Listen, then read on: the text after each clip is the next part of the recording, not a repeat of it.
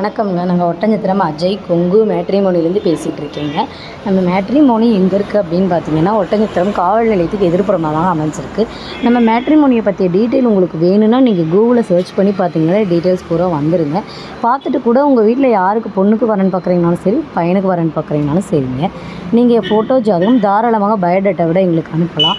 அனுப்பின உடனே நாங்கள் அப்டேட் பண்ணிவிட்டு யூசர் ஐடி, பாஸ்வேர்டு, எங்கள் ஆப் லிங்க்கு எல்லாமே கொடுத்துருவோம். அதில் பசங்களுக்காக இருந்தாலும் பொண்ணுங்களுக்காக இருந்தாலும் ஜாதகம் வந்து நிறைய இருக்குதுங்க. ஆண் பெண் என்ன இரு பாலருக்குமே தனித்தனியாக நாங்கள் வந்து ஜாதகங்கள் போட்டு வச்சுருக்கோங்க.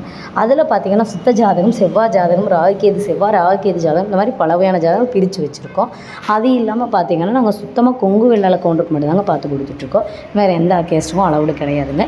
இதில் மறுமணமாக இருந்தாலும் நாங்கள் பண்ணி கொடுத்துட்டு தான் இருக்கோம். இப்போ நம்ம மேட்ரிமோனி மூலமாக நிறைய பேர் ஆன்லைன்லேயே ரிஜிஸ்டர் பண்ணி சுபிக்ஷமாக இருக்காங்க, மேரேஜ் முடிஞ்சு. அந்த மாதிரி உங்கள் பொண்ணுகளுக்கோ பையனுக்கோ பார்க்கணும் அப்படின்னா நீங்கள் பார்த்தீங்கன்னா நிறைய பேர் கேட்குறீங்க, எங்கள் மாவட்டம் கரூரில் இருக்குது, இது திண்டுக்கல் டிஸ்ட்ரிக்டில் இருக்குது, எப்படிங்க ஒத்து வரும்னு கேட்குறாங்க. அப்படி இல்லைங்க, நமக்கு ஜாதகம் வந்து தமிழ்நாடு முழுவதுமே வந்துட்டுருக்கு இல்லையா? அதனால் எப்படினாலும் உங்கள் டிஸ்ட்ரிக்ட்லேருந்து எங்களுக்கும் ஜாதகம் வந்து ஒரு 500 ஜாதகமாவது எங்களுக்கு குறைஞ்சது இருக்கும்.